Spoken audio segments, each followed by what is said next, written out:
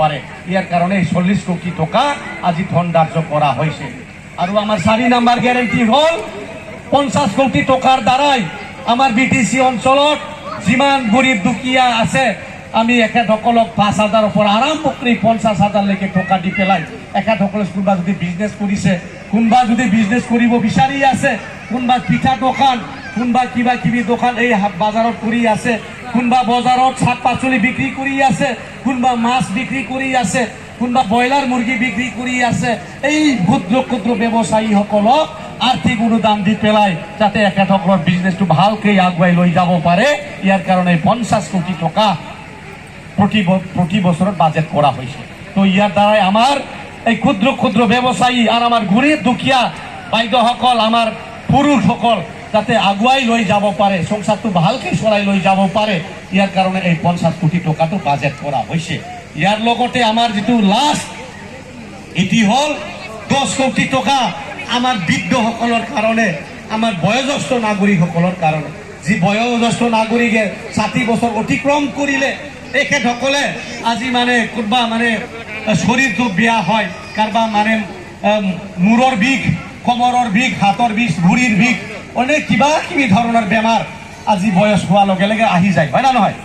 বুঢ়া বয়স হোৱাৰ লগে লগে কিবা বেমাৰ ধৰি যায়। ইয়াৰ কাৰণে এখেতসকলক বেমাৰ চিকিৎসা কৰিবৰ কাৰণে, স্বাস্থ্য পৰীক্ষা কৰিবৰ কাৰণে এখেতসকলক 5,000 পৰা আৰম্ভ কৰি 20,000 লেকে টাকা দিয়াৰ ব্যৱস্থাটো আমাৰ বিপিএফ দলে কৰিব। এই 5টা গ্যাৰেন্টিৰ দ্বাৰাই আমাৰ বিভিন্ন জাতি জনগোষ্ঠীৰ মাটিৰ বাৰীৰ সমস্যা শেষ হ'ব আৰু যুৱ যুৱতীসকলৰ আজি বেকাৰ সমস্যা ইটো শেষ হ'ব। লগতে আমাৰ মহিলাসকলৰ স্বাৱলম্বী কৰা সেল্ফ হেল্প গ্ৰুপ দ্বাৰাই উন্নতি কৰা ইটোও হৈ যাব আৰু আমাৰ গৰিব দুখীয়া মানুহ ইয়াৰ লাভান্বিত হ'ব, লগতে আমাৰ বৃদ্ধসকলেও লাভ হ'ব। তো এইখিনি গ্যারেন্টি হাগ্রামা মহিলার ইশারে আমাক দিছে। বিপিএফ সরকার হওয়ার লগে লগে এইখিনি কাম আরম্ভ হয়ে যাব, আপনাদের বিশ্বাস রাখক। আর হাগ্রামা মহিলার যেটু কয় এইটোৱে কৰে, আপনাদেৰ নিশ্চয় দেখিছে না দেখে না? 17 বছৰেৰ যেটু কইছে এইটোৱে কৰেছে, কিন্তু প্ৰমোদ বড় 1টা আসনি লয়, এটাও ৰূপায়ণ নকৰে। আজিৰ তাৰিখত চাকৰিৰ পৰীক্ষা হয় থাকে, কাকবা চাকৰি দিব পাৰিছে, খালি ইন্টারভিউ হয়ে থাকে। আজি বলে কিবা রেজাল্ট দিয়েছে, হাইকোর্টের বলে কিবা অর্ডার আহিছে বলে আজি ইলিগেল বলে, এই ইন্টারভিউটো ইলিগেল, এই চাকরির ইন্টারভিউটো ইলিগেল, কিবা কিবি বলে হাইকোর্টের বলে কিবা অর্ডার আহিছে বলে। তো চাকরি কেনেকে দিব প্রমোদ বড়? 2 নভেম্বর মাহৰ পৰা আজি ইন্টাৰভিউ চলাইছে, চলাই যোৱাৰ ৰাতি 12টা বলে ইন্টাৰভিউ ৰেজাল্ট দিছে, ইটো বলে ইলিগেল। আজি হাইকোৰ্টেৰ পৰা অৰ্ডাৰ চলাই আছে।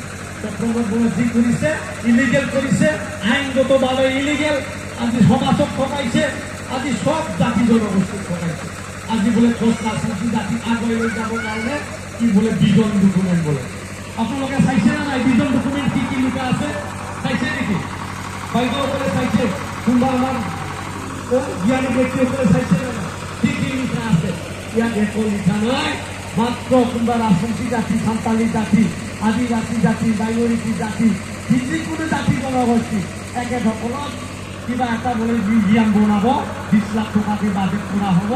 এই আপনার এই যে নাসি বলছে